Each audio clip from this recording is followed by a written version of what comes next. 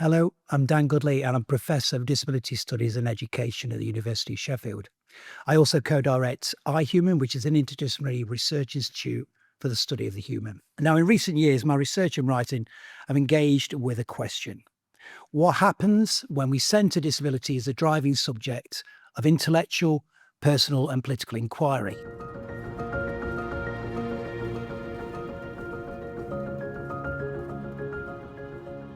This question is testimony to the scholarly and also the political contributions of disabled people and their representative organisations. It's not my question. And over the last 5 decades, disabled people, including people with physical, sensory, and cognitive impairments, as well as neurodivergent folk, have made disability a personal and a political matter. That said, centering disability as the driving subject of inquiry is often underexplored in key institutions of society, including the family, education, healthcare, government, the workplace, places of worship, the arts and music. Foregrounding disability brings with it a demand to reimagine society anew. Of course, disability has always been part of history, society and culture. But as the disability scholar Tanya Tichkowski argues, disability often appears as an absent presence. Disability is present as a recognised human problem, but absent as an authority in its own right. The thing is, our society tends to craft disability as a pathological deficit that requires cure, correction, or rehabilitation. Rarely in public discourse is disability offered as a productive expression of human intellectual, cultural, and political life. And this negligent approach to the transformative potential of disability is apparent in the university. Many of us who work in universities like to envisage our departments, schools, and research cultures as liberal, transformative, and radical spaces. And yet, within these so-called radical contexts, disability is framed in deeply conservative ways as a pathological problem that the university tries to solve through policies and practices of management, bureaucracy, assessment, and assimilation.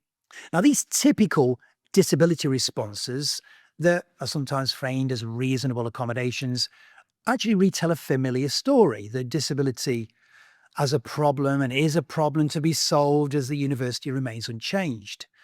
But in contrast, embracing disability as a deeply intellectual source of authority can help us redefine and unpack how we live and work together differently in the university.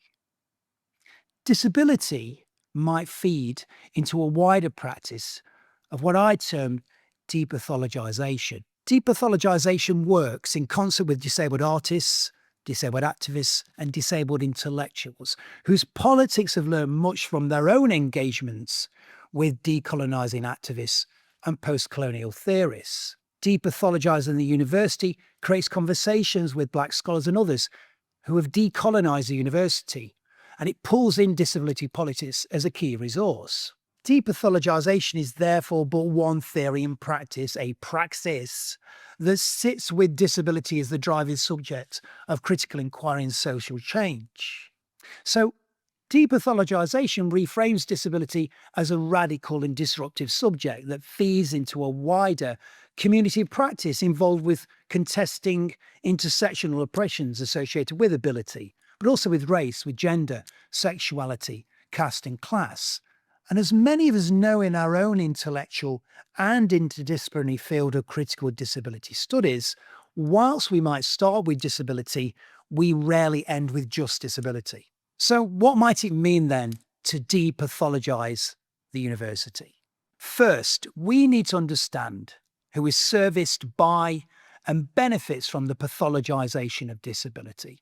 We've got to do some serious work here to historicise, to politicise and sociologise the very idea of pathologization. And we need to attend to the present as well as the past, contemplating the reasons why disability's problem continues to be a common story of contemporary life. We know that certain industries such as the pharmaceutical, the psychological, the psychiatric and the self-help feed off the very idea that disability as an internal human failing requiring an individual solution. When disabled people are framed as the problem, this leaves social and cultural institutions like the university untouched, unchallenged, and therefore unaccountable. We need to depathologize our common sense understandings of disability that we all carry around with us in our day-to-day lives. Second, we need to get real about the university. Despite our claims of being transformative and radical, universities actually foster competitiveness, individualism, autonomy, and misguided notions of meritocracy. Depathologization demands a pause, a time to reflect and rethink the civic responses of the university. That is, the university's accountability to all of the communities it purports to serve. Depathologization invites us to pause to meditate and reimagine the potential of the university to also contribute to civil society, supporting, for example, the politics of disabled people. Those of us who work in the university are the university, and we all have work to do here. Third, we need to ask how many students, staff, and visitors truly feel like they belong on our university campuses.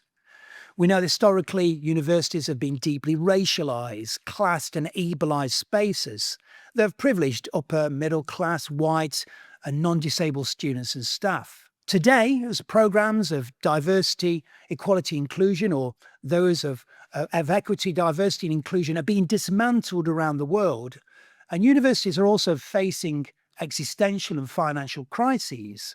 Many staff and students feel precarious, they feel uncertain, and they feel scared. Depathologizing the university is needed, I would say, now more than ever.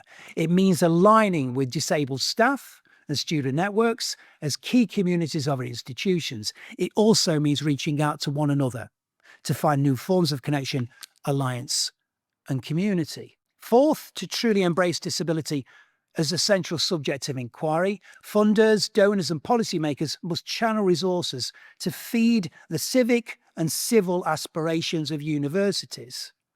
Working in collaboration with disabled people's organisations is a must here. Bringing audit, accountability, scrutiny, and responsibility, key elements of a wider depathologizing praxis. I feel there's an urgent need for universities to mobilise their resources, but to mobilise those resources to reach out to their local, national, and international communities. And in this sense, universities must work with disabled people's organisations to collaborate in research, critical inquiry, but also in education, knowledge exchange, and public engagement. Fifth, I think we should take some comfort in the fact that disability is no longer on the sidelines.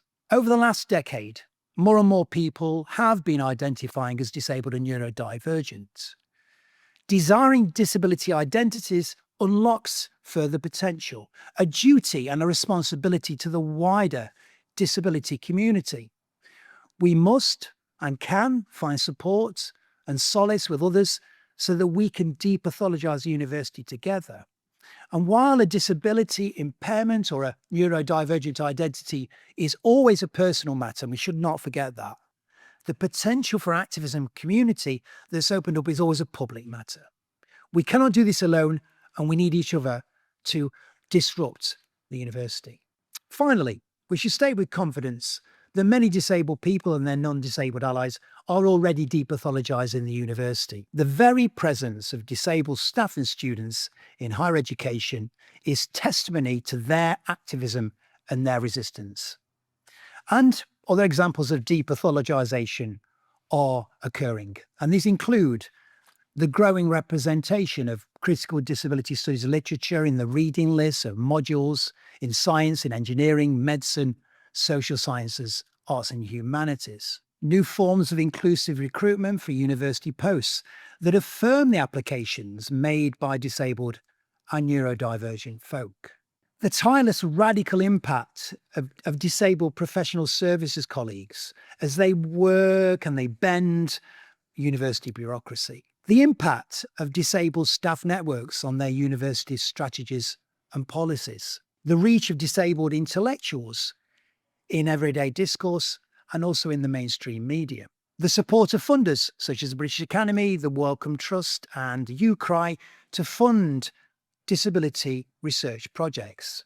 The higher concentration of collaborative disability research projects in universities that remunerate disabled people's organisations and work with them as partners, and the increased influence of disability theory on other forms of radical scholarship, and indeed the many early career disabled and non-disabled researchers whose theorizations ethically, sensitively, thoughtfully work the hyphen of various intersectional projects. Depathologization brings disability from the edges to the epicenter of our work to reimagine the university.